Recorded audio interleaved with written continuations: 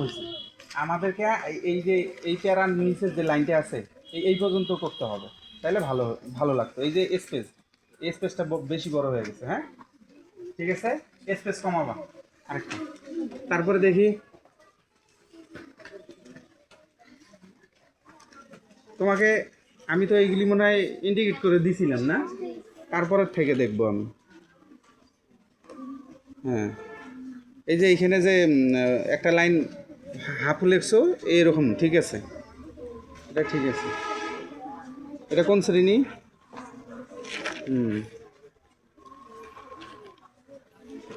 Good. খাতা দেখা হয়তো না, আমি আরেকটা মেসেজ আপনাদের টিচারদেরকে দিচ্ছি, এটা লেখা যদি ভালো হয় তাহলে গুড লিখে দিবেন, আর যদি খারাপ হয় তাহলে গুড লিখে দিবেন না, ব্যাড লিখে দিবেন, ঠিক আছে? গার্ডিয়ান তো এই খাতাগুলো ফলো করে। তাহলে খারাপ লেখার মধ্যে আমরা যদি গুড লিখে দেই, আর যদি ভালো লেখার মধ্যেও গুড লিখে দেই, তাহলে কি হবে, গার্ডিয়ানরা পার্থক্য বুঝবে না।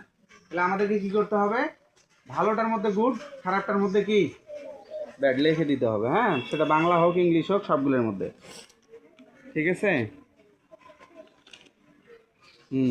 ঠিক আছে, নাও।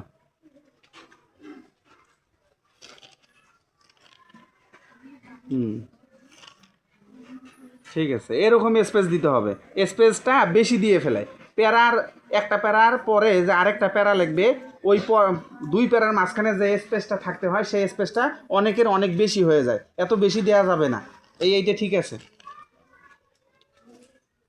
সাহেব, এটা ঠিক আছে। আচ্ছা নাও। তোমার আরবি লেখাটা ঠিক করতে হবে, ঠিক আছে? কোনো ম্যাডাম টিচারের হেল্প নিবা, নিয়ে আরবি লেখাটা আরও সুন্দর করতে হবে, কথা বুঝছো? তুমি ইয়েগুলেন, ওই যে নকশা আছে না, নকশা, মোরাক্কাব আর নকশা, এইগুলি ঠিক করবা, তাহলে তোমার লেখা আরও সুন্দর হবে। হরফগুলেন ঠিক করবা, হরফগুলেন লিখে নেবা প্রয়োজনে, ঠিক আছে? আচ্ছা দেখি আরেকটা, দেখি সুমাইয়া, সুমাইয়া কই, দাঁড়াও না কেন, বসে রয়েছে কোলে নিয়ে খাতা। আচ্ছা তোমার স্পেসটা একটু বেশি হয়ে গেছে, এদিকে আসো, বুঝাই দিচ্ছি, এখানে আসো, প্যারা কমায় দেবে। হ্যাঁ এই আমি কি বলতেছি সবাই শোনো, এদিকে তাকাও, একজনে এদিক ওদিক তাকাইতে পাবা না, আমাকে দেখা না গেলেও আমার আমার কথাগুলো শুনবা কান দিয়ে, কথা বুঝছো? এই যে দেখো এইখানে কি করছো, এই যে স্পেসটা, এই যে স্পেস, এই যে দূরত্বটা অনেক বেশি হয়ে গেছে, এত দূরত্ব দেওয়া যাবে না। আব্দুল সাহেব ওই ওর খাতাটা আনেন তো, আমি দেখাই দিচ্ছি, এদিকে তাকাও, এই যে দেখো এই স্পেসটা কম হবে, কথা বুঝছো? যাতে মাঝখানে এক লাইন শুধু লেখা যায়। আমি এতবার বলে দেই যে এই লাইন, এই যে এই শেষের যে লাইনটা আছে, শেষের লাইনের অর্ধেকে এসে শেষ করে দেবা।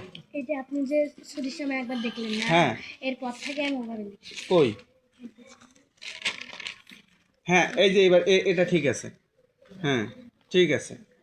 ও হ্যাঁ ওইগুলি আগের, এইগুলি এই যে বলছি বলার পরে ঠিক হয়েছে। হ্যাঁ এটার স্পেসটা মোটামুটি ঠিক আছে, এই যে এরকম, ঠিক আছে? আর প্যারাটাও এতগুলো করবো না, 4টা করবো। হ্যাঁ, আর একটু বড় করতে পারো এই প্যারাটা, 1 2 3 4 5 6টা করছো, 6টা করার দরকার নেই, 5টা, খুব বেশি হলে 5টা, 5টার বেশি প্যারা করা যাবে না, 5টা 4টে, 5টা 4টে, ঠিক আছে? বেশি প্যারা হয়ে গেছে। হ্যাঁ অবশ্যই তো এটা গল্প না বইয়ের, ঠিক আছে, ঠিক আছে, আমি ক্লাসে গিয়ে সবার খাতা দেখবো, আপাতত এমনি আর কি আমি দেখলাম। তোমার এই এই লেখাটা আরও ছোট করতে হবে, লেখাগুলো ছোট করতে, আমার কথাগুলো শুনতেছে তো সবাই না? আমি একজনকে যে সাজেশন দিচ্ছি এটা সবার জন্য, এটা শুনতে হবে, মনোযোগ সহকারে শুনতে হবে, কথা বুঝতে পারছেন?